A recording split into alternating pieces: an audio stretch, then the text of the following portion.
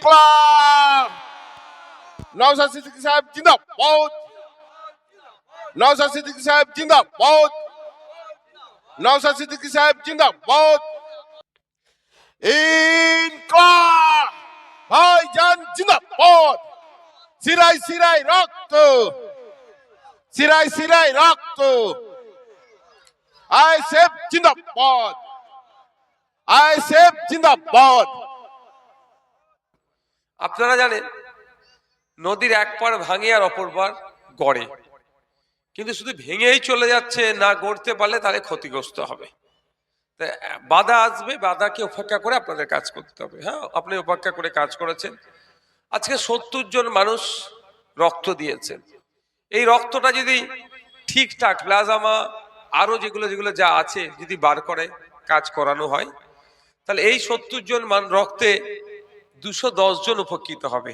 একজন রক্ত দিলে 4 জন উপকৃত হয়। রক্তের ভাগ হয় না, ওই যে প্লাজমা অনেকের লাগে, এগুলো যা হয়, যেগুলো যা প্লেট প্লেট বলে না, বলে মেডিকেল সায়েন্সের লোকেরা ভালো বলতে পারবে।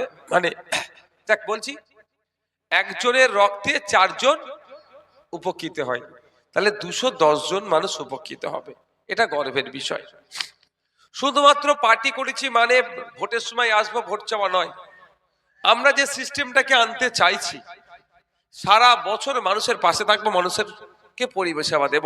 ক্ষমতায় থাকতে হবে এরকম ব্যাপার নয়, ক্ষমতায় না থেকেও আমরা পরিষেবা দেব। আপনাদেরকে জানিয়ে রাখতে চাই, আমরা একটা বুথ কমিটি করছি। যেই বুথ কমিটিতে সভাপতি, সম্পাদক, ক্যাশিয়ার যেমন থাকে তো থাকেই অন্যান্যদের দলের মতো, কিন্তু আমাদের দলের একটা আলাদা কাজ দিচ্ছি। প্রতি বুথ থেকে একটি করে ছেলে আমরা খুঁজছি, একটি করে লোক আমরা খুঁজছি। ওই ছেলেটি ওই লোকটি মিলে ওই বুথের যত ছেলে মেয়েরা 9, 10, 11, 12 কলেজে পড়াশোনা করছে তাদের সাথে যোগাযোগ রাখবে। কেন যোগাযোগ রাখবে? আপনার একটা উলুবেড়িয়া 12 নম্বর ওয়ার্ডের একটি ছেলে মেয়ের মেধা আছে, মেধার ভিত্তিতে সে লন্ডনেও পড়তে পারে, আমেরিকাতেও পড়তে পারে, সিডনি ইউনিভার্সিটিতে যেতে পারে, পৃথিবীর নামি দামি বিশ্ববিদ্যালয়ে দেশের বাইরে সে পড়তে পারে তার মেধাতে। কিন্তু যোগাযোগের অভাবে সেই ছেলেটির অঙ্করেই বিনষ্ট হয়ে যায়। তো আমরা প্রতি বুথ থেকে একটা করে লোক খুঁজছি, যে লোকটাকে কাজ হবে, যে ছেলেটির কাজ হবে ওই বুথের 9, 10, 11, 12 কলেজ পড়ুয়া কারা আছে তাদের লিস্ট তৈরি করা। যথাসময়ে স্কলারশিপ, যথাসময়ে হায়ার ইনস্টিটিউশনের অ্যাডমিশনের জন্য যে ফর্ম ফিল আপ হয়, এক কথায় ওই একটি ব্যক্তির দ্বারাই আমরা আপনাদের বুথের বা প্রত্যেকটা বুথের শিক্ষানুরাগী যারা আছেন তাদেরকে ইনভলভ করব।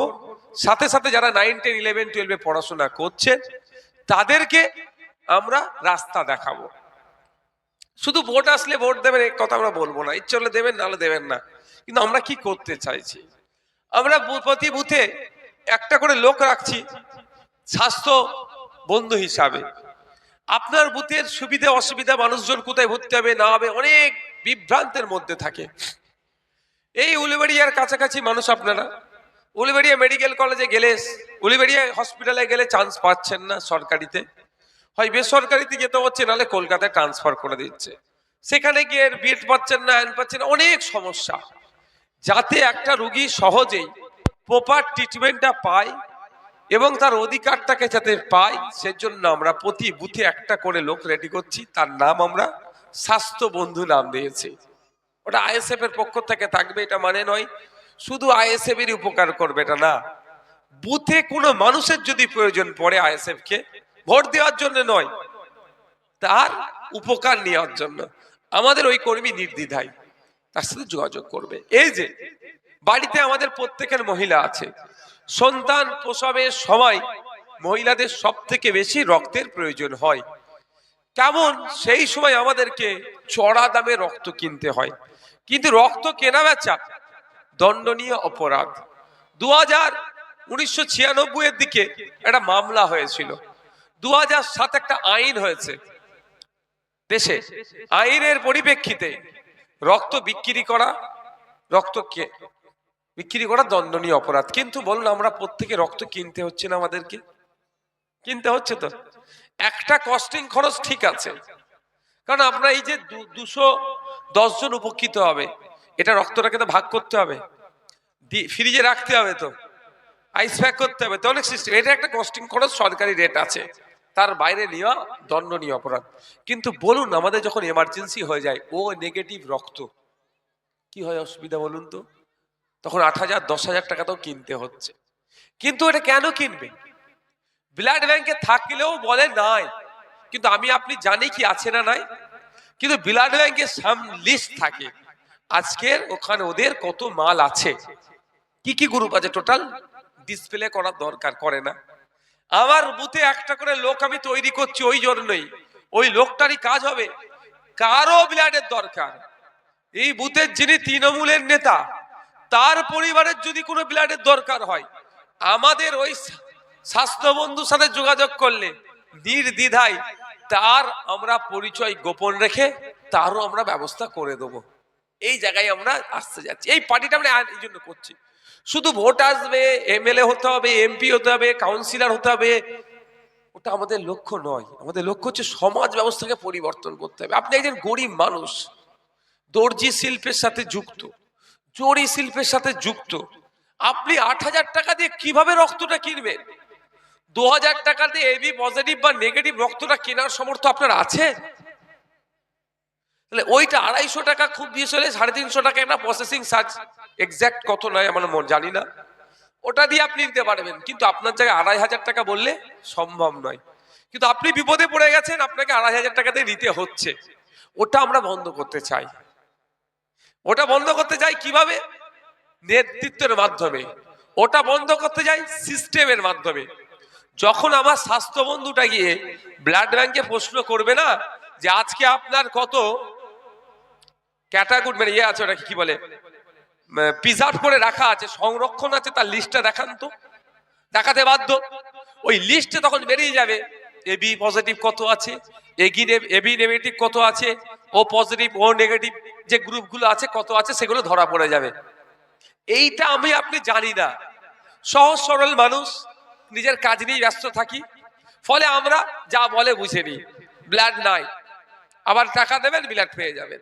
কিন্তু এটা তো হয় না।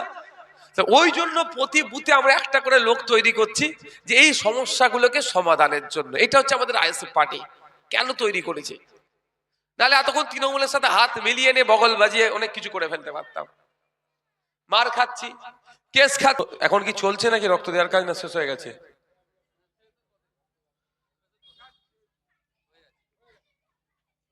হয়ে গেছে কি হয়নি, শেষের পথে কি কথা? ওটা বললেই তো মিটে গেল। শেষের পথে কি কথা? কতজন রক্ত দিয়েছে? 12 নম্বর ওয়ার্ড কমিটির উদ্যোগে আজকে রক্তদান শিবির ছিল। এলাকার 70 জন মানুষ রক্ত দিয়েছেন। আজকে আমার বক্তব্য মেনলি আছে অধিকার সভা নর্থ মিলের ওখানে। যাওয়ার পথে আপনাদের কাছে একটু ছুঁয়ে যাচ্ছি, আপনাদেরকে একটু আবার চার্জ করিয়ে দিয়ে যাচ্ছি। বাধা বিপত্তি আসবেই, বাধা বিপত্তিকে উপেক্ষা করে আপনাকে আপনার কাজে লেগে থাকতে হবে। একদিকে বাধা আসবে, অপরদিকে নতুন রাস্তা খুলবে।